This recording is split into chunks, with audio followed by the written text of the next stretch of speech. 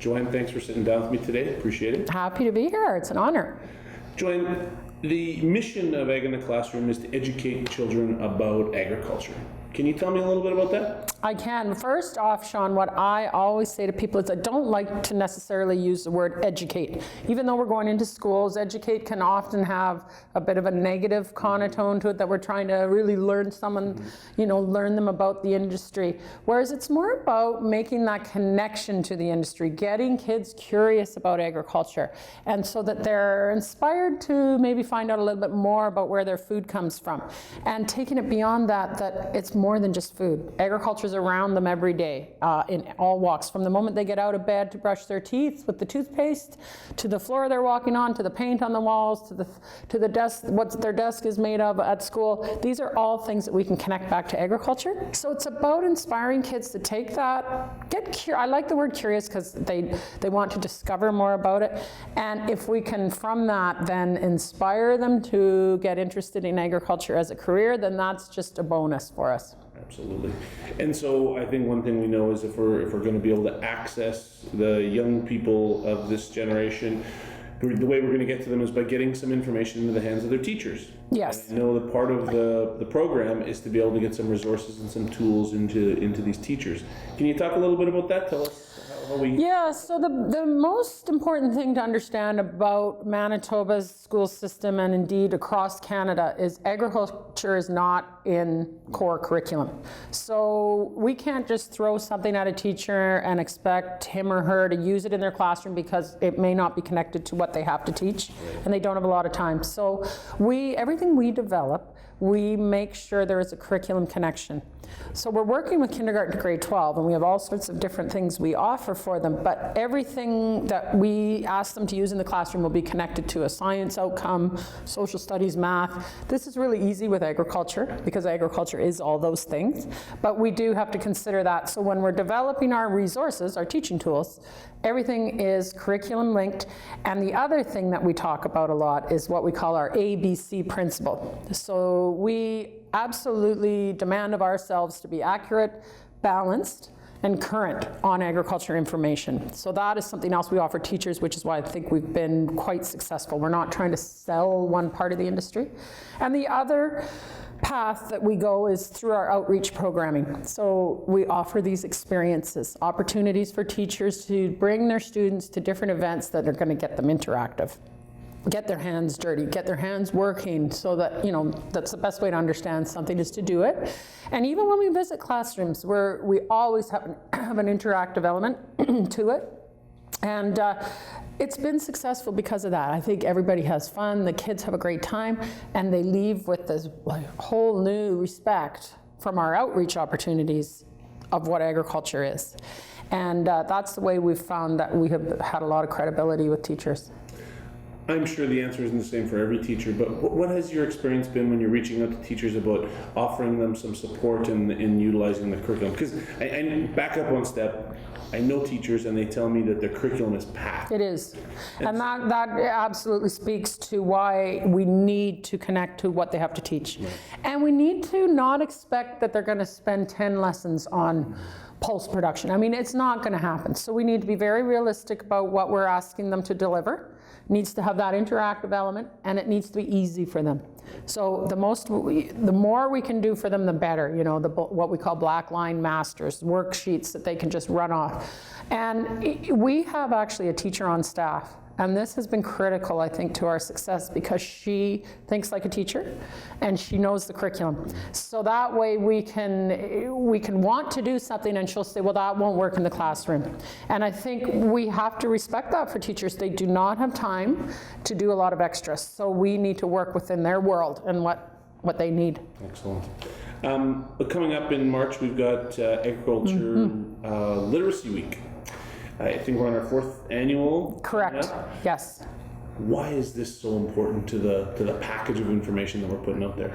Canadian Ag Literacy Week is an interesting example on a couple of levels. First of all, it's the first, what I would consider, outreach opportunity that we are running simultaneously across Canada.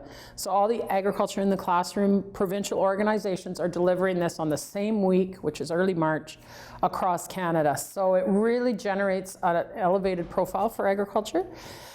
And it is an opportunity to bring a bit of celebration into it.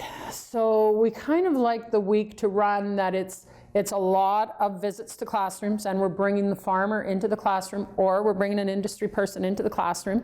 We have the farmer or the other volunteer read a book to the kids. We're usually targeting around the grade 3 to 6 age for this week. And we this year have written a book.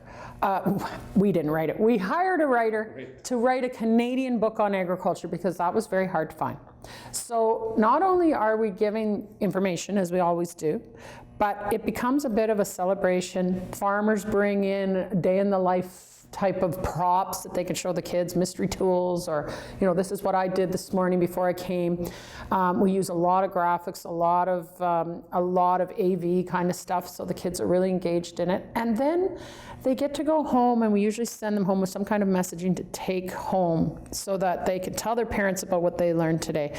And so Canadian Ag Literacy Week has the opportunity to have sort of legs of its own, and we love our partners to get involved in it. So some of our partners take that opportunity to hold a special ag awareness event during that week, and it gives us that elevated profile. Nice. As you know, for the last few years, I've been involved in Literacy Week, and it's fantastic. And the one thing that has stood out for me was I grew up in a rural community in Manitoba.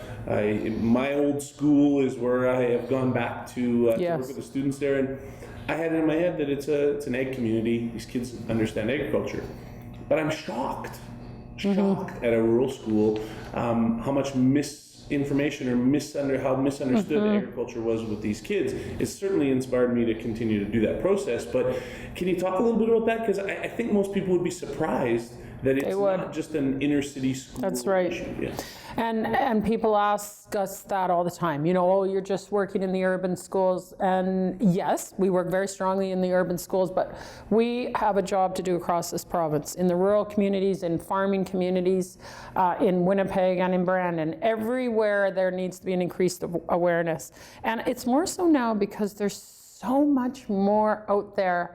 There's so many more communication vehicles, but there's so many buzzwords now, you know, from GMO to gluten-free to organic to local to green, you know, sustainability, environment. There's so much we need to talk about that I feel it's important to be reaching every student in every school, in every community across Manitoba. And also in the farming communities, kids are more removed. I mean, we talk about that all the time. There's less and less people connected directly to a farm. So even though you're from a farming community, you just don't think about what actually happens on the farms. Even if you're from a farm, sometimes those farms are so specialized, you're not really understanding what the whole industry is about. We come across a lot of people who say they would love to get involved, but they don't think they're communications specialists or quote unquote good enough to be able to stand up and tell this message. What would be kind of the one thing that you would tell people to that one step they could take to get into it right now and actually go have an impact? I think the number one most important thing I would tell people, I would tell them two things, but the first thing would be your story is important and your story matters, and we need to tell our story. And I like the word story because it makes it personal, and what people are looking for is that personal connection. That's how they remember what you're going to tell them. So I think it's very important to tell your story and to tell it in a way of why you're proud and why you take pride in what you do and why you love what you do. We wouldn't be doing it if we didn't love it, because you either chose to do it or you were born into it and didn't leave it. So I think it's important that we tell the story because, as you know, there's lots of other groups and people and communication vehicles that would love to tell our story for us that might not be quite accurate. So if we want to get the proper message out there, and now is a more important time than ever with everything that is happening in our world around the production of food and all those different sometimes they're myths, sometimes it's just an alternative view. We need to tell our view. So that would be the number one thing. And the second thing would be that I would really encourage a person to take that step and reach out to Ag in the Classroom and sign up to be a volunteer. It does not need to be a big commitment. Even if you have a couple of hours in a year, we'll have an opportunity for you. We're all over the province, and we will never put anybody in a situation where they're not comfortable. So you were saying they might not feel like they have the expertise. We have so much support and training and resource materials that we can send someone with you, or if you're involved in one of our programs, you'll never be put out there on your own. You'll be supported all the way. And really, we get a lot of calls from people saying they've been asked to go into a classroom or they're just not sure how to approach it. We will support you, so reach out. We have all sorts of materials, resources, and we can even send a person with you and have some fun. Well, and my experience has been that you and your team do a fantastic job of making these folks feel comfortable, and I'll even just speak for myself to say making me feel comfortable and having the right pieces when you walk in. The other piece I would tell you is that I'm positive I get way more out of doing this than any of the kids get. The rewards are absolutely mind-boggling, and I hear it from other folks within the industry who've helped out with Ag in the Classroom that they have the exact same response. And it's interesting you say that, because I didn't really realize that until we were a couple of years into really generating these opportunities for volunteers. When I had a farmer come up to me after one of our breakfast programs, he had been there to serve and represent the food that he was representing. He was a dairy farmer.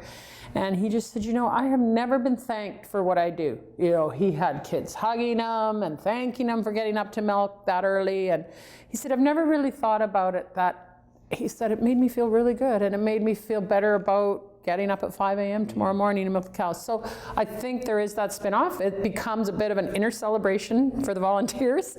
And it might take a while for you to decide to volunteer for Ag in the Classroom, but once you do it once, I can pretty much guarantee you'll be back. And we really pride ourselves in that, and we appreciate those volunteers, because our program would be nothing without the people.